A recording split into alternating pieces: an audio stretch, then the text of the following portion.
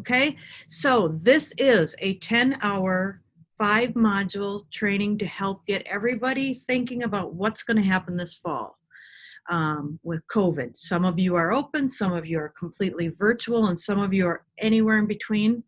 And the idea is that when we get through this module, you will have a good handle on how you can adapt your curriculum to fit these different learning environments.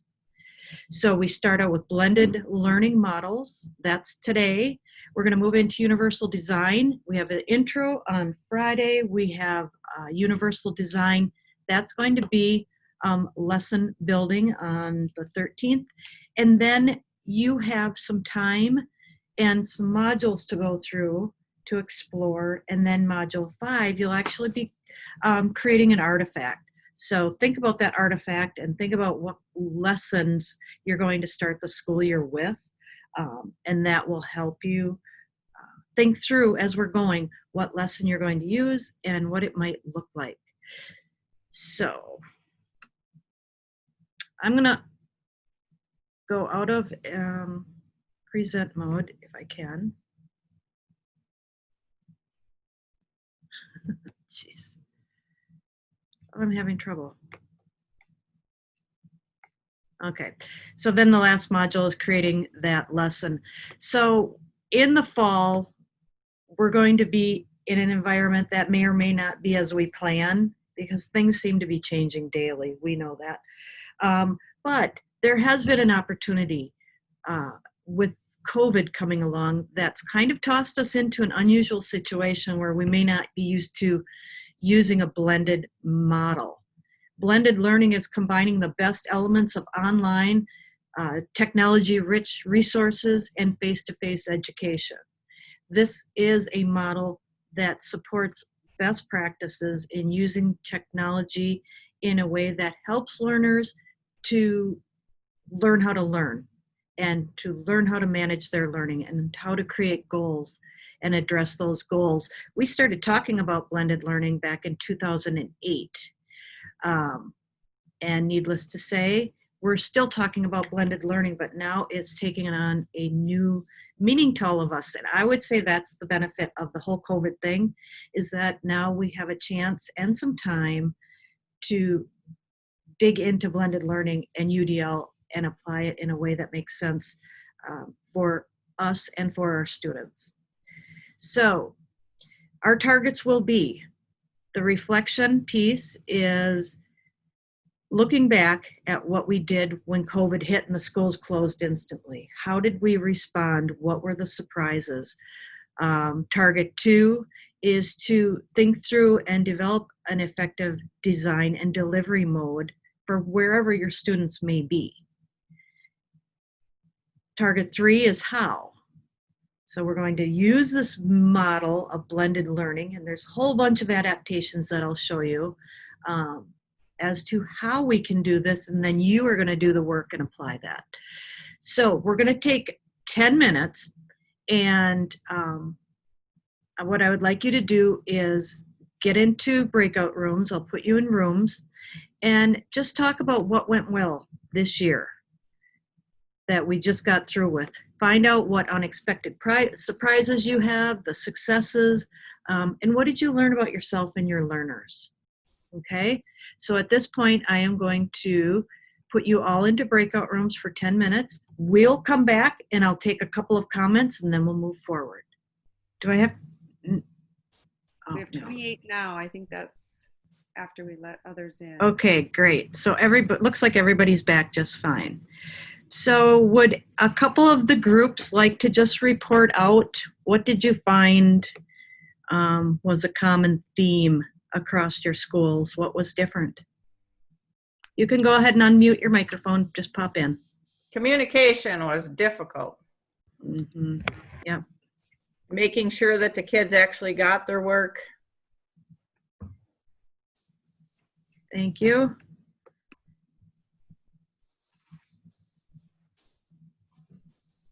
So we have some barriers. What else did you find when you had to leave for COVID?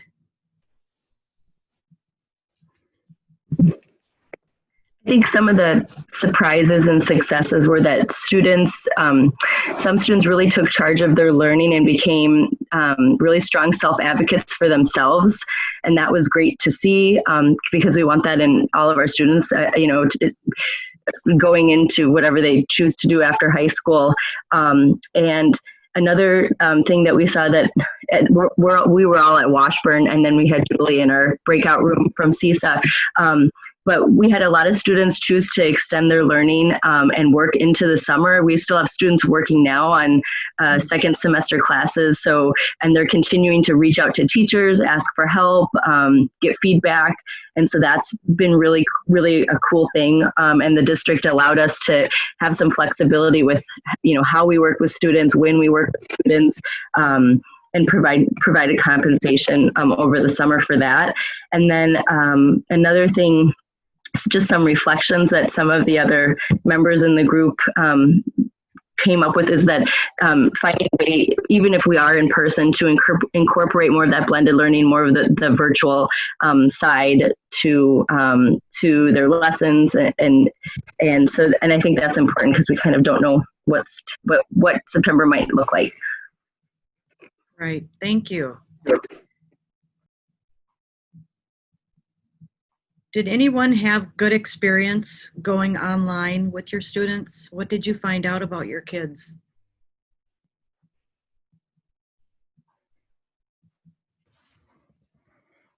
I had a lot of success. I was really impressed with the quality of the work my students were producing. I tried to simplify things, really focus on essential standards, and made my directions and their daily responsibilities really clear and simplified. And I would say 80% of my students did an excellent job, really took charge of their learning, and I was really impressed. So I think that was certainly a positive. That is good. Did you by chance, Olaf, learn more about your kids and their home life and a little bit more into who they are by having to do this? Yeah, and we talked about that in our breakout group that maybe varying degrees, but about 20% of our kids just didn't engage at all. And I think that's, talking to other teachers in other schools, that's pretty standard. But what we realize is that these are the same 20%, most of them the same 20% who don't really engage when we're face-to-face anyways. So there's not much of a difference there. But then there were some students who we thought who maybe normally engage pretty well, do well in school, and were totally, lights out. There was nothing there. They weren't communicating. And then we come to realize that they're rural kids, they don't have internet. And then, maybe the paperwork that we've sent home eventually at the end started coming in, and these kids ended up doing well. William said that about a couple of his kids. So, I think we learn a lot about some of the challenges that our kids have at home that we had no idea about. So it's kind of an eye-opener. Thanks for sharing. Did somebody else have a quick comment? We have a request that people identify themselves when talking and what school they are with. That would help everyone. Okay, thank you. So on to the next. I hope you've all seen the Education Forward, which is the safe reopening for Wisconsin schools. Most of this document is simply guidance for school districts as to how to keep your students safe and different options and ways that we can go about doing that. When we go to the specific pages in that document, it is pages 11 through 17 that talk about instruction. DPI has a different language for this, but it's the same thing. So they're talking about face-to-face in-person learning at one end of the spectrum. They're talking about virtual learning or online learning at the other end of the spectrum. And all that stuff in between, which is blended or a hybrid mix, is being called physically distanced learning. That does not mean they have to be online to be distanced. Some of our schools have kids in another building and they're accessing the teacher's instruction via Zoom while the other half of the class is in the room with the teacher. It could be that a few of your kids have to stay home for medical reasons and the rest of the class is in physical environment with you. So all kinds of different varieties of configurations of how your students might show up for class. And this really gives us an idea that, if we do take our blended learning to this year, that it gives us an opportunity to actually start building from last year.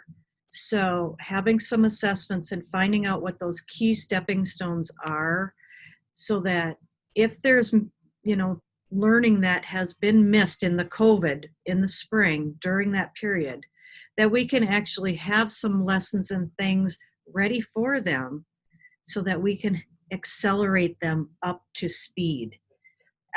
That's kind of the hope of some of these models that we're going to look at, is that you will have the opportunity to have that sequence of learning where your students may be anywhere along the line in that sequence.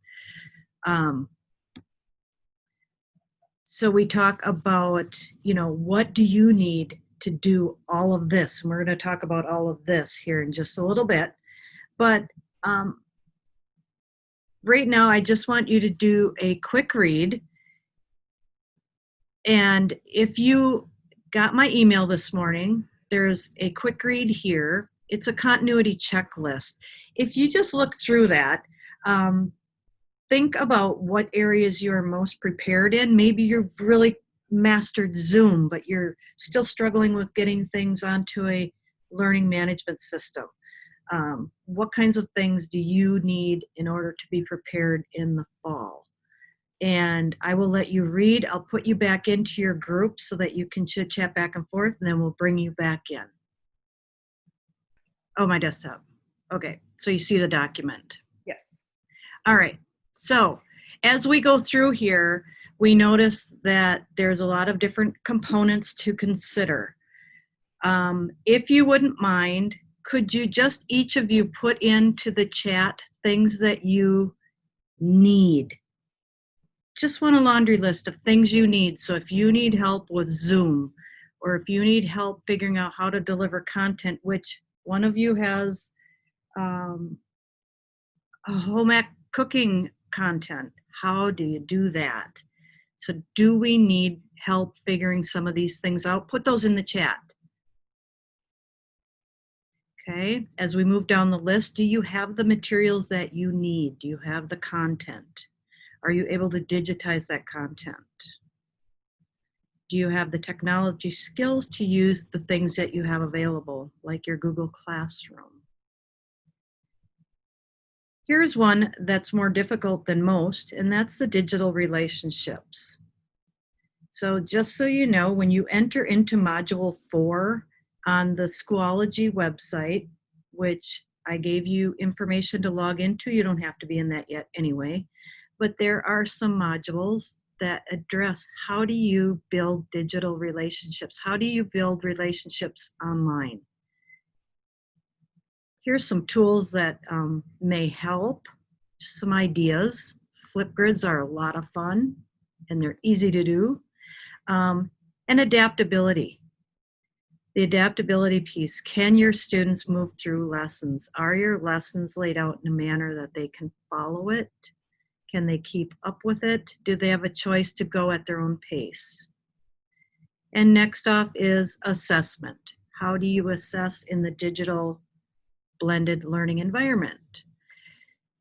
So there are resources in Module 4, and there's also more trainings coming out through CISA 12, which will help address some of these topics. So be looking for that in the future. So are you putting your needs in the chat? Sue, are you getting them? Yes, they are. Okay, great. All right. So this blended continuum, this is what we mean by blended. It's from fully face-to-face to fully digital and all those things in between. What's in between are actually the blended models that we're going to talk about. So let's see, what do you know about blended learning and what are you wondering? We have a resource sheet with all kinds of documents that you can click on and read about what is blended learning, what models and what do they look like. So if you would, I'm going to send you to your resource sheet, and that resource sheet has all kinds of resources. Does everybody have that? Sue, could you post that into the chat? Yes. Then we have a Jamboard. You can go ahead and open the Jamboard. And I'm just going to keep us here in the main room. You can go and add on the Jamboard your ideas. So if you're finding key elements, what is blended learning all about? You can put your Post-it note here. And the Jamboard is a simple tool that allows you to collect little Post-it notes from all your learners. So here's my prompt. What is blended learning? What do you think it is? And put that out here. And that will be, I'll start my timer and we'll just give you a few minutes to be looking at that resource sheet.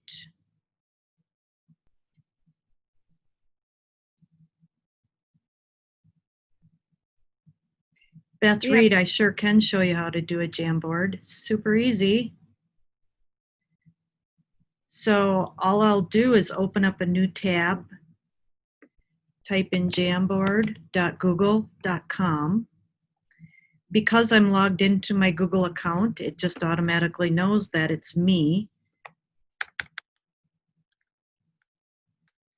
And here you can see my picture in the upper right corner. That's my Jamboard. So when you do a Jamboard, they automatically save right here. It's super easy. So you go down and click on the plus, and there's your new Jamboard. You have multiple pages. So if one page starts to get full or you have a different topic, you can do multiple pages. You can change your frames, and then there's your menu bar. So if I wanted to put a picture or a sticky note up to get you started, I can do that. Okay. All right, so I'm going to bring everybody back together and we're going to take a look at our Jamboard.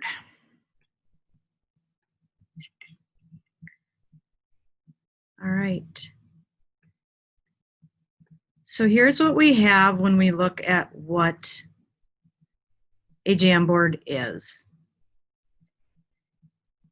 I'm sorry, the Jamboard is just this sticky notepad. Once you do the Jamboard in jamboard.google.com, it saves right into your Google Drive. So you have all these sticky pages archived.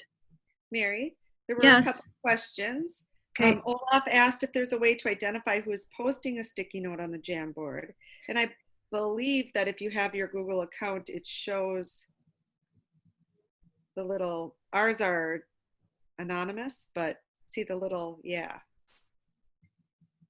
Ours are anonymous. Julie, do you know if there's a way to have them not be anonymous? I just initial my Post-its. I just have my people initial what they post so I know who it is immediately. Okay. That's probably the best way. And William said that Washburn does not have access to Jamboard. It looks like there's a paywall. Okay, so that may be an administrative function. So your Google administrator may have to go into the back end and turn Jamboard on for education. Should not be a pay deal to do the Jamboard. So let's get back to our slide deck. Blended learning. You guys have kind of targeted a lot of the different components of blended learning, where students are partially online. There's some element of control over time. That time can be spent in a virtual world or a face-to-face world. That time can also be spent in a synchronous session like this Zoom. We're all together, but we're virtual. But it could also be asynchronous, where I'm sending you a message and you all get that message at whatever time it is that you open it. This can be, this can take place over digital means. It can also take place over analog means. So the old-fashioned telephone is not out of the scope of options for you to use when you're trying to connect with your students in a distance or blended situation. The other part to the blended learning model is that you now have, or will start to build, a way for you to sequence your learning. So instead of thinking of your learning as one bunch in a classroom and you're all going to learn XYZ today, you may have little modules where X, Y, and Z are 1, 2, and 3 in a series. Students can move through those modules 1, 2, and 3 virtually or in a small group, or maybe even they move through some of those with the teacher in a small group. So we're trying to work into that idea that this blended model is more linear than it is like we're used to in a classroom. Your brick and mortar, everybody's in the same room. That's why these models are here for us to take a look at how we could approach learning in this environment. I'll make this a little bit bigger. Okay. Present so you can see better. Okay, so let's just move through these blended learning models. You'll notice that in the slide deck, you are able to click on the links for all of the resources where these things came from. We don't have time to look at all the models and the videos and the models in action, but they're here for you to go back and take a look at. So station rotation, this is the classic where you have kids in the room and they're doing 4 different group stations. This is a really popular way to rotate your students and give you more teacher in time with small groups and individuals. So if we think about this on a blended model, that online instruction that you see could happen at home or in the classroom or in another part of the building so that you can maintain distance learning.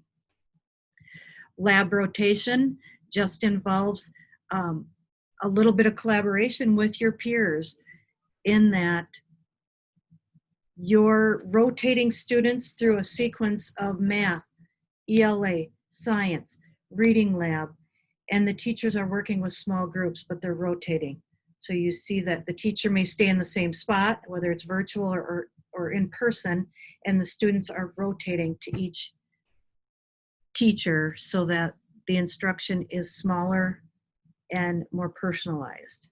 That also means that if you're doing math and science, let's just call it math, and you have students in 3 different levels, you have your kids that need to catch up from last year, you have your kids who are on target for this year, and you have your kids that are ahead, you can actually have those modules ready so that when those kids rotate into your class, you have level 1, level 2, level 3 for those math kids. And that gives you the time, that actually gives you the time to address those special needs in the small groups. Individual rotation is where those students will go, perhaps where they need to go. So they don't necessarily have a schedule for those, but they rotate as needed. And sometimes those are scheduled and sometimes there's not, but there's usually a central place where the instruction has happened. Flipped classroom is an interesting concept. And I hear a lot of people saying flipped is blended and blended is flipped. Well, it kind of is, but it kind of isn't. Because the true model of flipped classroom means that instead of me giving you 15 minutes of instruction about how we're going to handle this next chunk of learning, I'm going to make a video and I'm going to have that video out there for you when you're ready to look at it. So if we're entering math level 1, we're going to have a video and the students can watch that from home. They can watch that from another classroom in the building. If they don't have internet at home, maybe they have to come to the building, but their distance learning and they're separated in a lab where they can actually do this work. So they can watch the video, then they can rotate to other pieces of that unit. So there will be a time when they maybe are doing some online reading, and then maybe they're doing small group discussion, but then maybe they're getting together with the teacher. And that can be virtual, that can be in classroom, and maybe sometimes it's a mix. Sometimes you have a few students at home, you're gonna have to broadcast your discussion with them and have the kids in the classroom. It can get messy, but right now it's kind of the way we have to think about, you know, what are our options and how do we serve all of the students all of the time to meet those demands for equity, so that we make sure everybody is getting what they need. A flex model, this is just another one where the students are on a fluid schedule. They have different places that they can go, but they're also, you know, maybe they're small group in a lab hands-on setting, and that may be the only piece that's face-to-face. And the rest of it is virtual labs, working at home, working in small groups, however that turns out to be. The a la carte enables students to take an online course with the teacher of record, in addition to other face-to-face courses. Some of those kids may be in school with you for science. They may be online with somebody else for foreign language.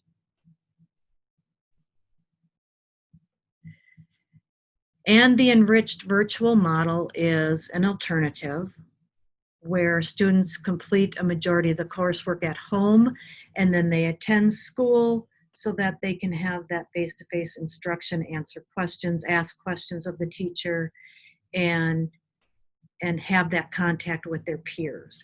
And this is a model that's taking place in some of our schools. They're going to be in school for 2 days. So how do I prepare to have that half of the class for 2 days and the other half of the class for 2 days, and have that all flowing so that we can continue to move students forward as, you know, as needed.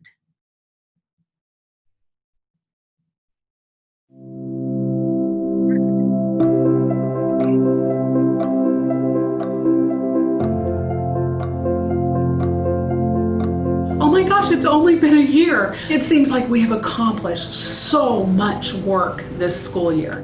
More than 50% of our high school students work to support their family. They don't work to buy nice purses or shoes. They work to pay rent.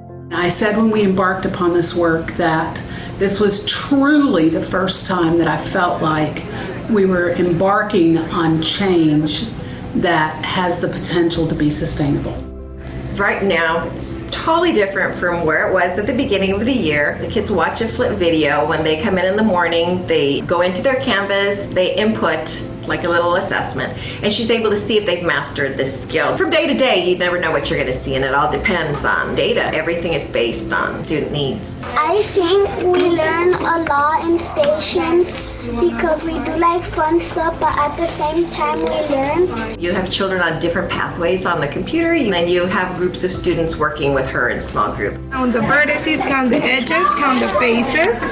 I just like the fact that I can pretty much control my grade, and I can see it at any point. And like if I don't like where it's at, I can always pretty much bring it up by a few points. The little card says PLT, personal learning time, and the PBL means project-based learning. Like the project for math is like, what do we understand it? We wanted to create thinkers. We wanted to go back to creating thinkers rather than answer getters. And we're seeing that. And the evidence of that is in the conversations with kids. Ms. Harry came in the other day and she asked the student, what are you working on? And he said geometry. She asked him, why are you working on geometry? Because that's my lowest area that I did on my benchmark, so I need to work on that. That's my area of growth. I was just so proud because he said that. I'm like, yes. To be learning and to be refining practices, and that's been a journey, absolutely. But what excites me the most is that it's not just theory, we're actually taking the action in the classrooms, and because of what I've learned, I'm able to apply that. I felt like I've also grown as a teacher. I think It's been a good process. I feel I've targeted more of my kids, and I've seen them just grow so much. They've just surprised me, and I'm just so happy with them that I see them and I just want to hug you because you've improved so much. Yay! I improved a lot. You've improved a lot, and I'm very proud of you. I want them to want to be here and want to learn every day. I want them to be able to teach each other and learn from each other. I've been tinkering in education for 28 years, and this is the first time I've ever felt like personally, professionally, that we're making a huge difference. To see the conversations with kids and with teachers, to hear kids talking about their work in meaningful way. Blended learning isn't just another district initiative. It is a fundamental redesign of the instructional model in the classroom.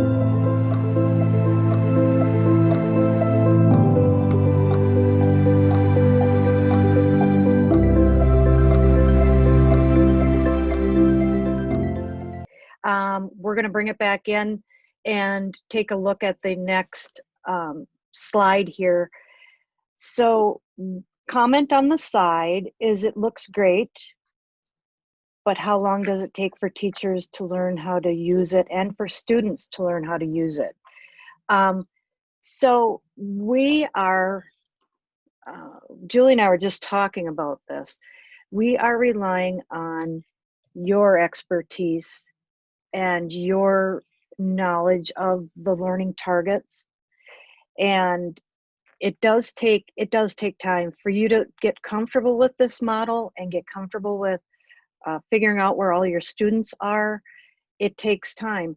If you have the opportunity to have your kids in the classroom face to face, at least to get started, I think that's a really good opportunity for you to bring them into the Google Classroom, to have them go through a unit or a learning target so that they can figure out what that looks like. So they know what the goal is, they know what your instruction is, they know where to find it, they know how to access it, they know how to turn in their evidence of mastery. And slower is probably going to be better when you get started.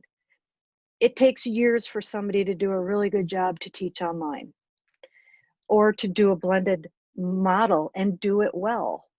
I've been trying to teach online for 10, 12 years, and I still don't know it all, and technology changes. So I think you got to be kind to yourself, and you have to be kind to your students. It is going to take time to get all of this mastered. However, if you think through preparing for fall, think of some of those, like Julie, you have that good verbiage of your learning targets. Think of those key things that they absolutely must know that are stepping stones for the next piece of learning, and see if you can create a 5-minute video explaining and talking to your kids. And Julie and I, we just talked about 5-minute videos, keep them short, do one take. I mean, all of my one takes are horrible, and I always want to redo them because I want them to be really good. They're not going to be really good. I don't look great. I sound dorky on a video, but I just have to get past that because that's them hearing your voice is a big part of doing that video piece. But the other part of doing that video piece is that now you can get kids started on a unit without them being in the classroom or with them being in the classroom. There's going to be a mix no matter what, because there may just be a few kids that cannot be in the classroom, and there may be a few teachers that cannot be in the classroom with all those kids. So we're looking at different models as a way to show you how you can divide a unit or a lesson up and have students move through those in, small groups, so that you're addressing, maybe you are focusing on 3 levels of mathematics: your pre-basic, your basic, and your advanced learner. And trying to figure out how to lay that out and prepare each learning target is going to be the part that's going to take a little bit of time up front. It's actually going to take a lot of time up front, and hopefully you have time in your districts to get that accomplished. So when we look at the models, okay, so we've got this blended learning, that's kind of the overall. DPI is going to call it physically distance learning. There's different rotational models, and it doesn't matter which model fits or how you change or morph into different models. That may be a fluid activity as your schools change and more students are in or out of school. But the technology and the pedagogy skills, once you kind of get the idea of how this is going to look in a horizontal lesson from unit to unit to unit, self-contained, I think that's going to really help you to see that you can adapt that to any of these learning environments. So the tools that you need and are going to need are definitely going to be things like your content management system, your Google Drive. It's going to definitely include some pieces like assessments where you have small check-ins. You may have a checkpoint and a demonstration formative assessment for each learning target. And in order for a student to move to the next learning target, they need to master this one. So you'll need to have those things in place. You'll need to learn to take your videos and just be like, I stink, but this is the way it is. And you get better, and actually people get used to looking at you being a dork anyway, so it's all good. Bringing humor and bringing some personality into your online instruction when you're meeting with kids virtually, it makes a difference. Some of those techniques that you use or you see other teachers use, because I love looking at models of other teachers doing this kind of teaching, because they do silly things. They have different types of ways to connect with their learners and make it personal, because you're not always dead serious in the classroom, so you shouldn't, think you have to be dead serious online. And the considerations are this: you've got your in-person, you've got your physically distance, and you've got your virtual, you've got your synchronous and your asynchronous pieces. And so figuring those pieces out in these little units can really help you to see how that blended, whatever it turns out to be, learning for the school year is going to roll out. There may be situations where you actually will have to broadcast over Zoom to some students at home while you have students in the classroom. So I may just have to sit here and share my screen and talk to my students in the classroom and talk to you guys online.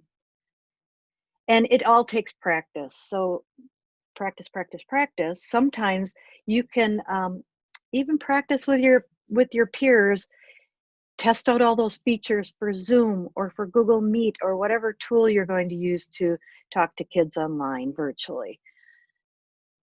Test out your classrooms. Also, really good idea to test it out in pairs. Look to your peers to kind of do some of that sharing, because if something happens and you get sick and you need somebody to help you fill in, that you've got somebody who maybe is sharing lessons with you. Maybe you're doing a math and an English assignment together, and giving you the opportunity to have others help you to do some of that online support. It may be a support person in your district who's helping you to manage the online. Look, I need Julie and Sue here to help me manage a classroom of 28.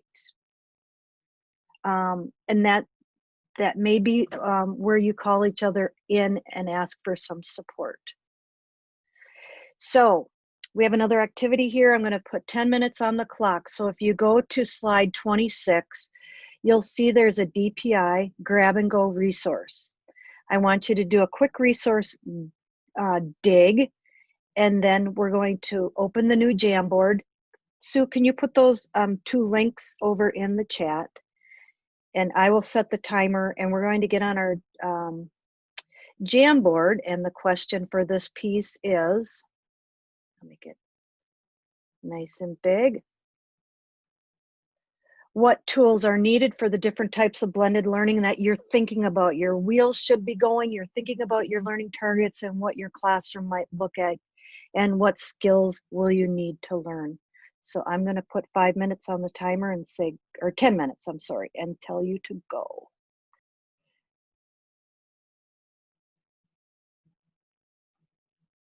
Okay, so let's hop back in together. If you take a look at the Jamboard, it looks like we have found all kinds of things and questions and needs coming up. There's a lot to this blended learning, and this grab and go website, I just wanted you to spend a little time to see how many different resources are out there just from DPI. You can search, and you can be on a quest to gain knowledge about blended learning that will take you to the year 2050, because there's so much out there. And so maybe this is one place you can go to kind of narrow down your search. The other place that I've given you that you can go and narrow down some of your searches are these, sessions, our different modules here. We have archived some resources, and those resources are here for you to dig into. And also this morning when I sent you a message, I got a lot of things to do today, don't I? When I sent you a message this morning, notice that I have Schoology. This is, I'll make this bold, I'll make it a little bigger. Okay. On that email I sent, you have a link to Schoology.com and how to sign up as a student. And you will register once you're into Schoology, and this is just, I'm trying it out. This is the first time I've used it in 10 years. It's just a place to archive and keep my classroom content. So when you get in, you'll have access to all of this, and it will look something like this. So if I go to the blended and UDL modules, I have to log in again.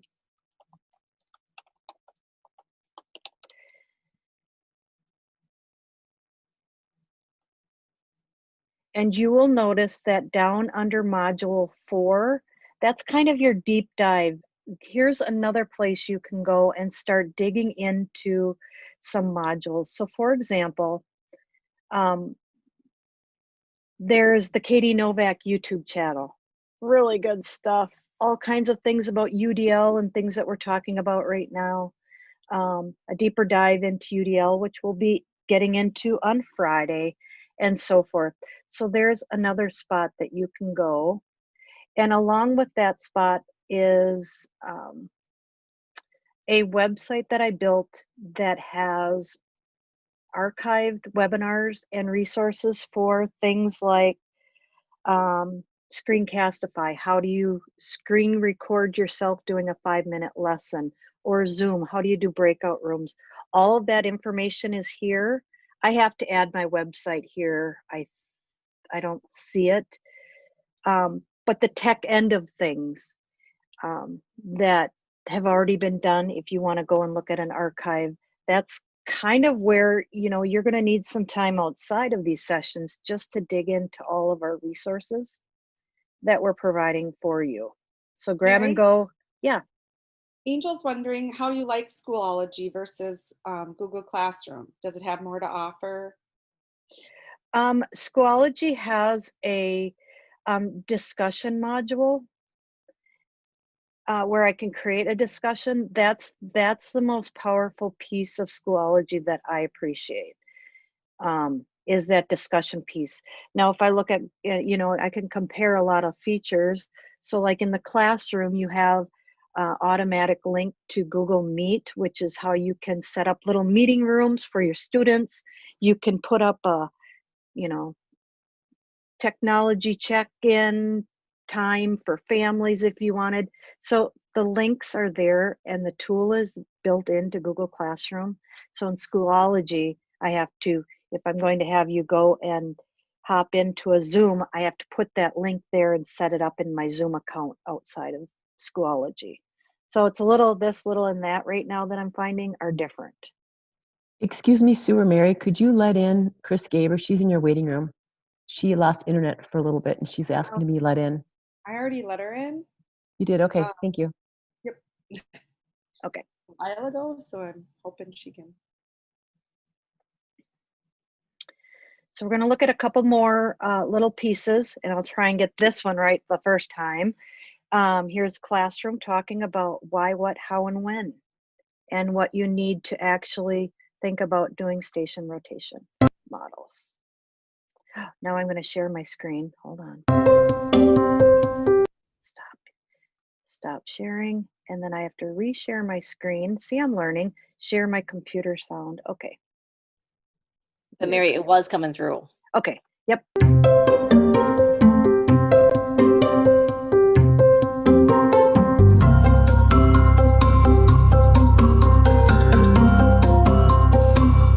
All right. You guys are already in the station rotation groups you're going to stay in today. So this will be station rotation 1, 2, 3, and 4. Each of the rotations has, I think there's a lot of reasons why it's effective. I know for me, there's really clear reasons why I do it. You know, a lot of teachers are dealing with large class sizes, and it can be really challenging to personalize instruction, to differentiate instruction for really varied skill levels. So for me, it creates these smaller learning communities within the larger class and creates more opportunities for me to work with small groups of students. There can be multiple stations that don't require technology or have technology. They're completely offline stations, and that flexibility makes it really attractive for a lot of teachers, particularly those of us who don't have a ton of technology at our disposal. And so what I tell teachers when I'm training is go horizontal with your agenda, which means lots of teachers plan their lessons with a linear agenda. We're going to do this first, and then this, and then that. And they might have 3 or 4 tasks on the agenda for that day. And so my idea is if you kind of go horizontal and you just take each of those tasks and make it a station, it's an easier way to kind of go from a traditional lesson plan to a blended lesson plan. So if we're going to read an article, if we're going to have a discussion, if we're going to go over grammar, why not have a small student-led discussion group, a small group reading and doing annotating, and then one group over here doing the online grammar piece. So we're still getting through everything that would be in a traditional agenda, but it's happening in stations as opposed to us walking through it kind of lockstep as a class. And when you move through a lesson lockstep as a class, there are fewer opportunities for kids to get support, ask questions, and so stations just create that kind of natural environment where kids can collaborate, they can problem solve together and ask each other questions. So for Station 1, they were doing a blast on audience, purpose, and style, and they are working on an argumentative piece for me about a topic of their choice, some debatable issue, and so they had a better understanding of different styles and different purposes. And then after that, I had them thinking about, after they blasted out their response to the question, I had them thinking about the argumentative piece they're writing for me and start thinking, who's your audience? What style is appropriate for this audience? They're going to be writing a vignette because they're reading House on Mango Street. It's just a series of vignettes, and that's been really challenging for them because it's an unconventional structure or style of writing.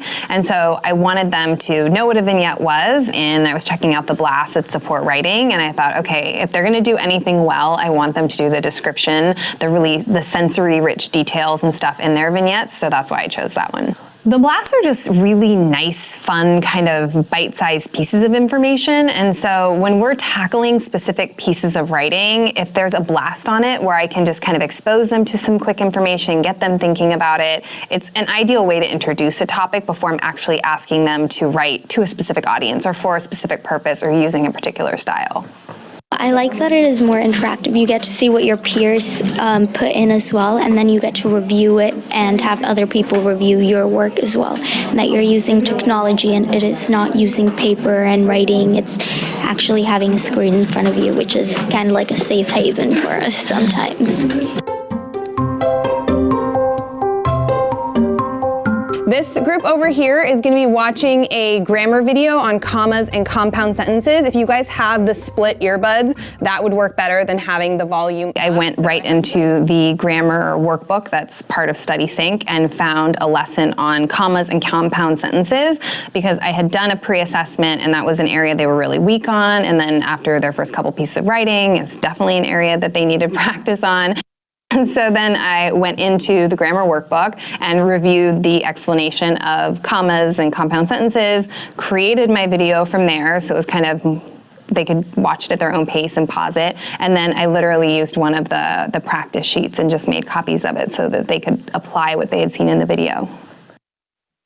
The word and is a coordinating conjunction. And coordinating conjunctions are like the glue that hold two main clauses together when you're building a compound sentence. So a lot of teachers, when they hear about the flipped classroom, they like the idea of it, the whole purpose of it, but they're concerned that kids don't have access to technology outside the classroom. And so one way to kind of combat that, if you would like to allow students to pace their own learning, whether watching a video or reading something, is to use one of the stations, the online learning stations, to allow them to watch a video.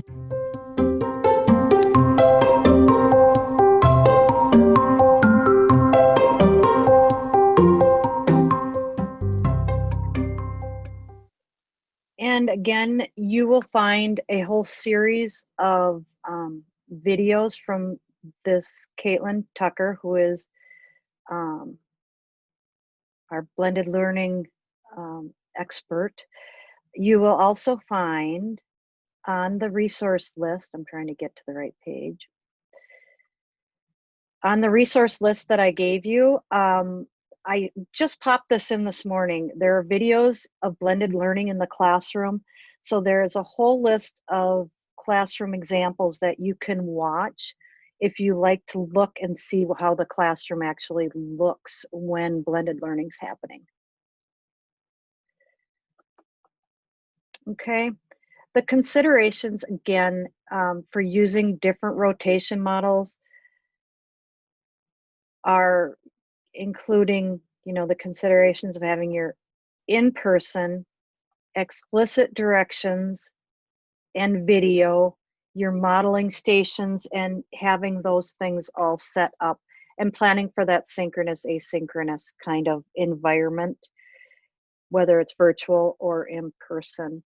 So as you move forward through the next week that we're digging into this one, I've given you an incredible amount of things to consider and look at, to start thinking, how can you be ready for fall and have your, you know, units, your learning targets laid out in a way that you can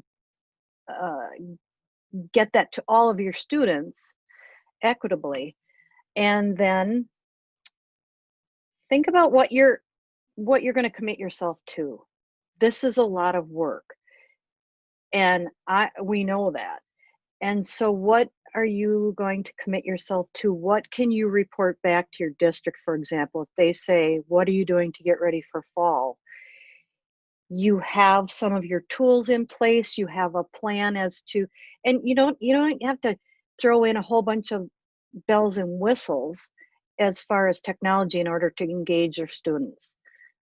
That's not where this is going. It's going in the direction that how can we really motivate them to want to do this, and how can we get them prepared to be able to do this with minimal instruction, to have a practice that they get used to. And in the getting used to all of this new way of learning, they're actually learning a whole slew of 21st century skills, including, you know, taking agency for their own learning and understanding that if I don't get this math concept, I don't have to be terrified and move on to the next math concept, because now my classroom is laid out in such a way that I have to master this chunk before I can go to this chunk. And then you can see exactly where your kids are on that horizontal spectrum of learning targets, and kind of make sure that they are getting through those learning targets in order to be successful on the next step.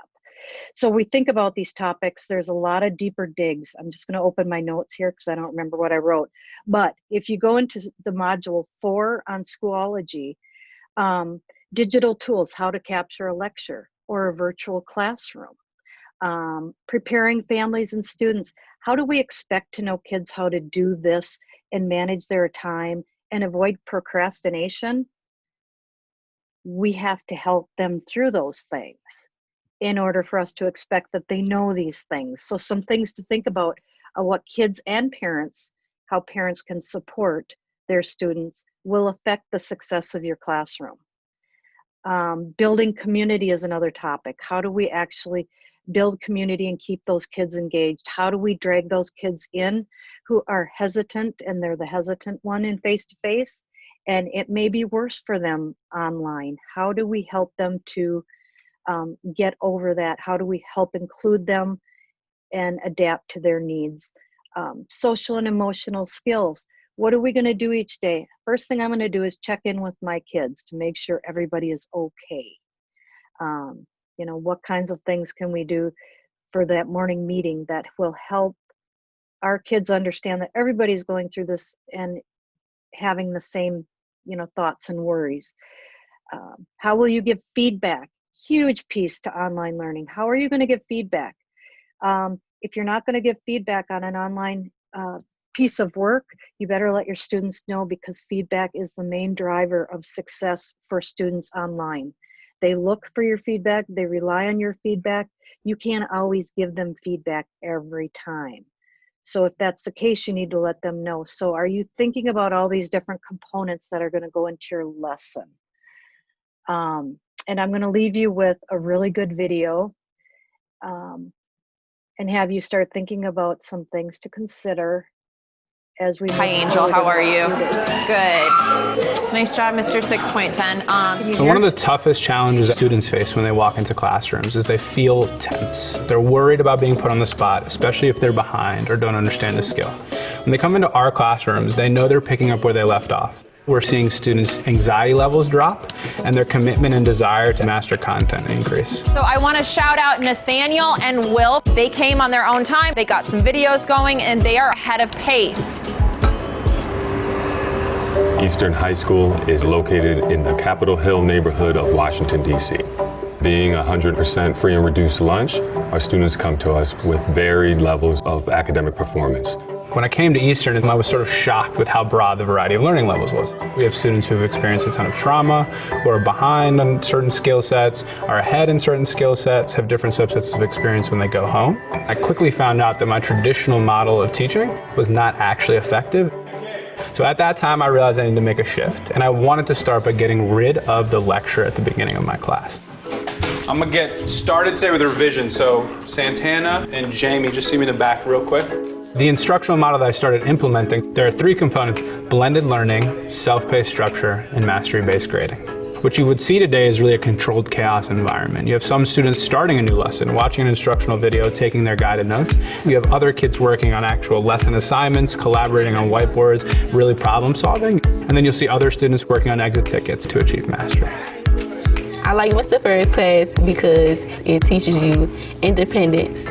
For every lesson, we start off with a video, and then during the video, we have to take notes. Mr. Furr, he does the videos himself. You'll hear his voice every time you watch a video.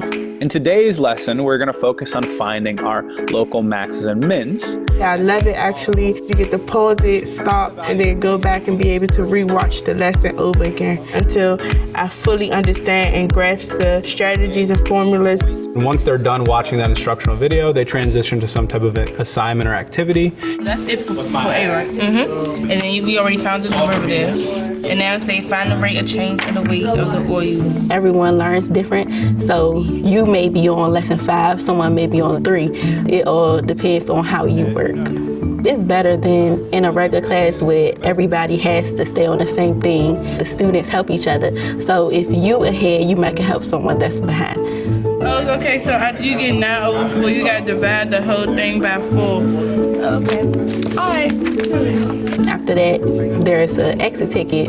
So an exit ticket is like a mini quiz. It's just a couple questions at the end of the lesson that really succinctly measure the student's ability to execute the activities they learned. So when a student has mastered an exit ticket, they move forward. When they don't, they have a reteach. You're assuming that your Y is 0. And then they try a new exit ticket until they've achieved mastery. Showtime. Did you get your exit ticket right? Well, your derivative is spot on. So because I am not delivering a lecture, I'm now free to work with students for the entirety of the class period. X equals 4. Yes. Woo! Real quick, just remind me, what do you have to argue? Who is more responsible for perpetuating the Cold War? I'm going to meet with a few people on topic sentences first. The video instruction makes me feel like I've been able to clone myself. Instead of needing to explain a concept and then re-explain the concept and then say it again, I'm giving the instruction on the video, which frees me up to work one-on-one or in small groups. Does your topic sentence directly answer the essay question? No, it doesn't. I like it a lot. I never feel like I'm being rushed or feel like, oh, I already know this. Like, why am I going over this again? I always feel like I'm being challenged. I have a really accurate pulse check of where my students are. So-and-so is on 6.9 and they're about halfway through because I haven't seen an exit ticket yet. Whereas another student has advanced to 6.10 and I can even lean on that student to explain something to their peers. Okay, so you're only going to use 2 quote explication charts. Your 2 strongest ones. I think it helps with your time management. A couple days ago, I had to stay after school to get my work done because I was slacking a little bit. When you miss a class, you can watch the video at home to catch up. Part of the reason this format works so well is we have a lower than average in-seat attendance rate. In a traditional format, once the teacher delivers that lesson, they're moving on to the next lesson the next day, and they don't get an opportunity to go back over it.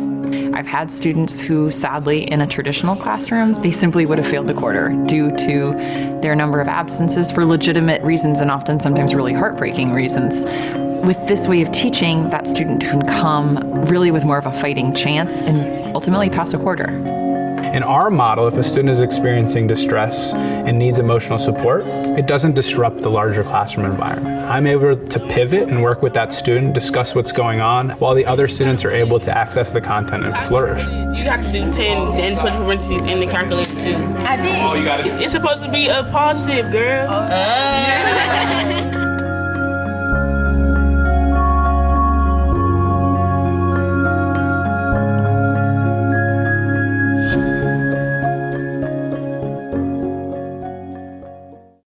All right, gang. I hope that video helps to